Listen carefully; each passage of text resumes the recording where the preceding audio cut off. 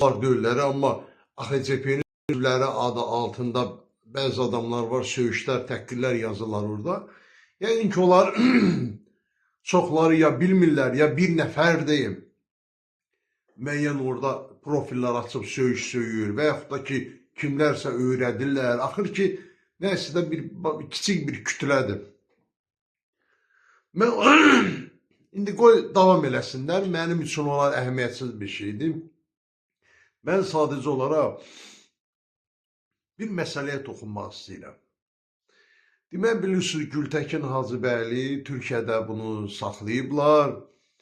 Orada artıq bu günlərdə qərar çıxdı orada ki, bu Azərbaycana təhvil verilməlidir. Və o xanım da oradan danışır, etirazını bildirib, Facebookda, sosial şəbəkələrdə paylaşımlar eləyib. Və oradan Türkiyə istihbaratına müraciət eləyiblər deyəsən, kimlərsə və yaxud da özü də eləyib ki, İbrahim Kalındır deyəsən də, ona müraciət eləyib ki, siz bizi düzgün vermirsiniz, bizi həbsə atıracaqlar falan filan. 1-2-3 gün bundan qabaqdakı Türkiyə Cumhuriyyəti Prezidenti Rəcəb Tayyip Ərdoğana müraciət eləmişdi. Mən istəmədim bunun üstünə gedim, amma məcbur oldum indi o getməyə. Özünü bu kimlərlə müqayisə eləyir. Bildiyiniz kimi o vaxtı o Boraltan körpüsündə Türkiyə sığınmaq istəyən Azərbaycanın milli ruhlu adamları, milli hakimiyyətini qurmaq istəyən insanları Rusiyanın, işğalçı Rusiyanın əlindən qaçıb Türkiyə sığınmaq istəmişlər. Onlar da onu Türkiyəyə qaytarmışdılar ki, Rusiyaya və Rusiyada elə Boraltan körpüsünün yanında da onlar güllələnmişdi. Və bu Türkiyə üçün böyük bir eyib oldu. Dəfələrlə də bunu Rəcəb Tayyip Ərdoğan dilinə gətirib, deyib. Demək, Gültəkin xanım orada Rəcəb Tayyip Ərdoğana müraciətində vurğulayır ki, siz hər zaman Boraltan körpüsü ilə bağlı danışırsınız, amma bu günlərdə məni götürürsünüz, təhvil verirsiniz Azərbaycana. Siz də elə o vaxtki Türkiyə dövlətinin rəhbərləri kimi adamsınız demək istəyir. Əziz dostlar, bu xanım gör özünü kimlərlə müqayisə eləyir. Birincisi, Boraltan körpüsündə güllələnən Azərbaycanlılar Azərbaycanda milli hökumət, milli dövlət, müstəqil dövlət qurmaq istəyən şəxslər idi. İşğalçı Rusiyadan qaçmışdı. Bu günlərin müstəqil, suveren Azərbaycan var. Heç kimdən asılı olmayan Azərbaycan var. Heç kimin tapşırıq və göstərişləri ilə hərəkət etməyən müstəqil, tam suveren bir Azərbaycan dövləti var. Və sizi də qovan yoxdur buradan. Siz yaşayırsınız Türkiyədə və yaxud da ki, Avropa dövlətlərinə orada nə işləyirsiniz, nə ayrısınız, millət vəkili olmuşsunuz, həmən bax bu 125 deputatla bir yerdə oturmuşsunuz, burada millət vəkili olmuşsunuz. Ramiz Mehdiyevi, Gültəkin xanımın çıxışına baxdım. Ramiz Mehdiyevi elə gözəl təriflər yağdırır ki, adam az qalır ki, evini satsın, aparsın Ramiz Mehdiyevi versin. Ay Gültəkin Hacıyeva, Ramiz Mehdiyev görürsünüz ki, dövlətimiz tərəfindən satqın elan olundu. Siz bu satqını nə qədər gözəl sözlərlə, ifadələrlə, frazalarla bunu siz tərifləyib Azərbaycan xalqına yamamaq istəyənlərdən biri olmuşsunuz siz. Əlbəttə araşdırılacaq bunlar hamısı, əlbəttə. Yadınızdadırsa, mən sizə yazdım, Rüfət Səfərov var. Zaman uşaq idi, pamprokuror işləyirdi. Onun başını, onun beyninin içini necə yedinizsə, o vaxtda yadımdadır mənim. O uşaq türmələrdən çıxa bilmir. Və 1 ay, 2 ay bundan öncə deyəsən, təxminən 2 ay olardı, ya 3 ay belə civarında Rüfət Səfərovu alqışlayırdınız. Facebook səhifəsində Rüfət Səfərov bu günləri Azərbaycanın yəni strukturun əleyhinə gedən adamdır. Bu günləri bunu o çox gözəl uşaq idi o. Onu siz bu yerə gətirib çıxarmışsınız.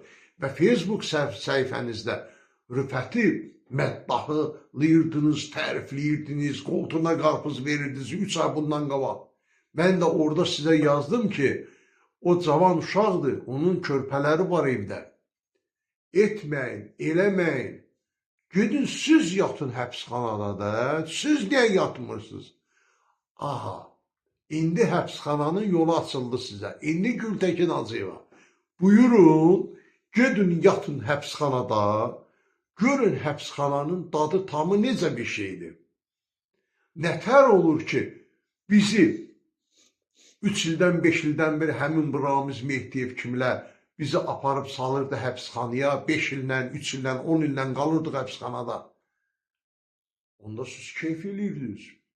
İndi buyurun, gedin, siz də oturun həbsxanada. Nə Boraltan körpüsü, nə o bursa, siz kimsiniz ki, gedib özünüzü o boyda adamlara tay qoyursunuz. Və yaxud da ki, indi o şərait elə deyil. Elə bir şərait yoxdur axı indi. Bu günləri yenə təkrarlayım. Müstəqil suveren Azərbaycan dövləti var. Sizlər də ancaq işiniz, gücünüz Azərbaycanın milli mənafeyini satmaq olub. İndi mənə yazırlar oradan ki, bax, sən hökumətə satılmışsan, sən İlham Əliyevin trolusan, sən də belə şeylər yazdılar, gic. Mənim 56 yaşım var, mən bu 56 ildə bir dənə qol çəkib maaş almamışam. Heç yerdə də işləmirəm, heç bir yerdə. Sizin kimlərin ucbatından mən həbsxanadan çıxa bilmirəm. İndi buyurun gedin özünüz görün. Biz nə eləmişdik ki? Bizim işimiz nə idi? Dövlətə xidmət eləmək, hökumətə xidmət eləmək, dəstək vermək dövlətin, hökumətin beynəlxalq tədbirlərinə, hər yerdə. Amma biz həbsxanaya yollayırlar. Çox maraqlı bir şeydir bu. Niyə görə? Niyə görə göndərir? Kimlər göndərirdi bizi həbsxanaya? Hardan qaynaqlanırdı bu dövlətə, hökumətə, prezidentə xidmət edən adamlar? Niyə həbsxanaya gedirdi? Bir ara, məsələn bir 10 il müddətində, 10-12 il ərzində belə adamları həbsxanaya yollayırlar. Vay olsan, sən dövlətin xeyrinə yaxşı söz danışmışsan, sən prezidenti tərəfləmişsən, sən kim icazə verib, nömrə tutublar cəmatı. Siz onda kefti damaqdaydınız. Türkiyədə oğlun, uşağın, özün, siz elə bilirsiniz ki, burada deyirsiniz ki, bizi nahaq yerə tutublar, bu belə olacaq, belə olmayacaq bu. Bu məhkəmə olacaq, istintaqın qərarı olacaq, açıqlama veriləcək Respublikada. Necə olub, necə kim yara girib, hardan çıxıb, hamısı açılacaq olar. İndi deyə bilərsiniz. Amma məhkəmə prosesində mən elə başa düşürəm ki, açıq olacaqsın məhkəmədə, xalq qoy dinləsin. Demirsiniz, olmayıb, olmasın. Nətər olur ki, bax, elə də bu hakimiyyətə qarşı müxalifət mövqedə durmayan adamlar var idi ki, həbsdə yatırdı. Amma hakimiyyətə, dövlətə agresiya nümayiş elətdirən müxalifət liderləri var idi ki, çöldə gəzirdilər, kefdə damaqda, xaricdə, villada, orada, burada. Nətər olur, bu nətər olur? İndi mən oradan o videomun altından yazırlar ki, Azad müəllim, siz belə dediniz, siz niyə belə deyirsiniz? Yalan danışıram. Dediklərimin hansı yalandır ki? Mən heç bir telekanala getmirəm, məni dəvət edirlər, mən gedib orada danışmıram. Mən özüm bir ictimai siyasi adam olaraq 30 ildən yuxarıdır, öz fikrimi deyirəm. Nə heç bir siyasi qurumun rəhbəri deyirəm, nə siyasi qurumların üzvü deyirəm, heç yeri. Mən sadəcə olaraq bu sektorda 30 ildən yuxarıda fəaliyyət göstərəm, hər kəsin dabbaqda gönlünə bələdir. Boraltan hara, sən hara, özü hara aparıb tay qoyursunuz. Yəni elə bunu demək istədim, ələlik millətimə, o cəmaatın, bəzi o siyasi savadı olmayan adamları beyinlərini qarışdırırlar bu adamlar. Ona görə də aydınlıq gətirmək istədim. Çox sağ olun, gecəniz xeyrə qalsın. Tanrı Azərbaycanı qorusun, Tanrı Türkü qorusun.